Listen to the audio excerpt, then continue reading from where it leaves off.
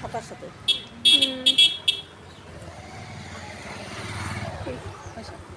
চলো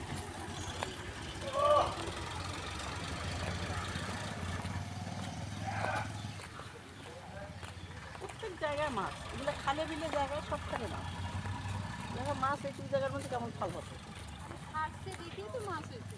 হ্যাঁ, ধানের জমির মধ্যে তো মাছ এখন আবাদ করে কিছুই হয়নি, তাও মানুষ আসছে আসলে সময় নষ্ট ইয়ে করার জন্য। অন্য জায়গায় আড্ডা না মারিয়ে এই জায়গাগুলোর মধ্যে আড্ডা মারা